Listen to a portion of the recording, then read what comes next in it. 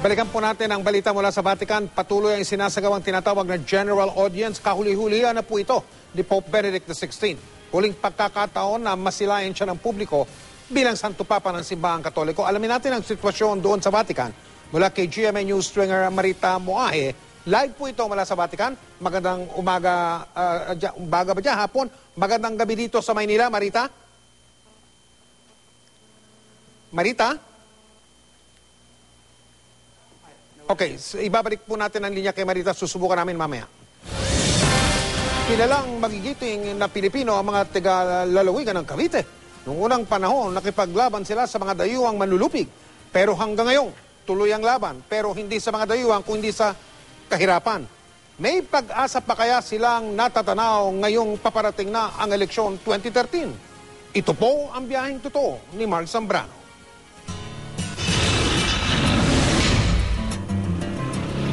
Matagal nang nakahulagpos ang Pilipinas mula sa kamay ng mga manlulupig na dayuhan. Pero marami pa rin ang mga gaya ni Aling Aida na nanatiling nakagapos sa tanikala ng kahirapan. Sa amin mahihirap parang malayo, kapalaran. Sa loob ng halos isang dekadang paglalaba, sa kabila ng maagang pagkabyuda, naigapang niya sa kursong Computer Accountancy si May, bunso sa 3 anak. Wala ko kaming pamana talaga, edukasyon lang talagang. Pero ang inasahan niyang magtatawid sana sa kanila sa kahit na kaunting kaginhawahan. Ngayoy tulad din niyang labandera. Minsan di may kami maabot ng grasya. Nangyaya, disgrasya. Hindi kulang sa abilidad, lalong hindi sa tiyaga. Pero buhat ng gumraduate si May noong 2010, wala pa rin daw siyang trabahong mapasukan. Kung bibigay ng Diyos sana regular employment. Regular po talagang alam niyo po na may dadating na sahod. Kasi pag self-employed, parang hindi mo alam kung paano yung kita.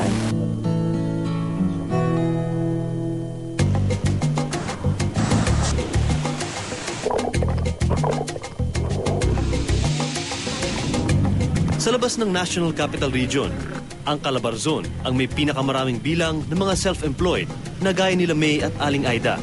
Walang regular at maaasahang trabaho. At madalas sa hindi, kumikita ng mas mababa sa minimum wage. Di na tuloy nakapagtataka ang mga self-employed ang isa ngayon sa mga pinakamahihirap na sektor sa lipunan.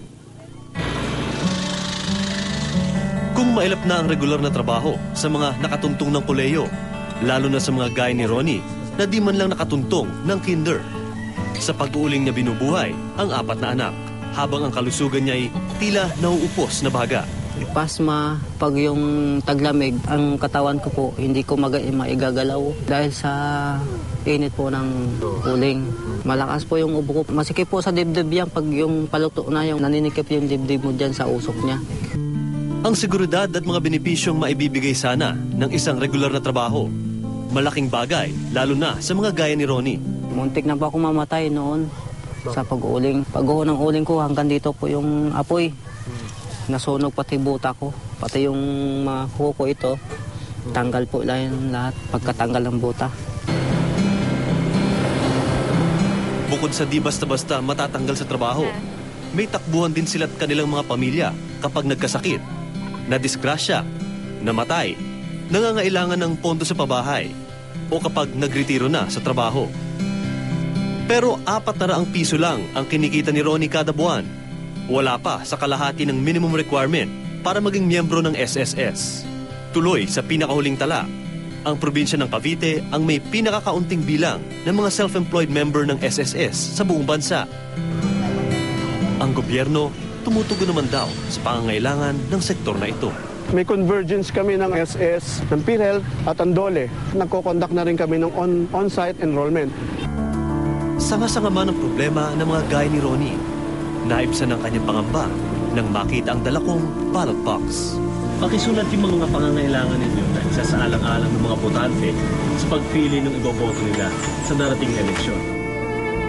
This is para sa akin po mga anak. Lupa dito ng sarili at saka magkaroon kami ng pensyon. Sa kabila ng malabong kinabukasan, may liwanag pa rin siyang natatanaw.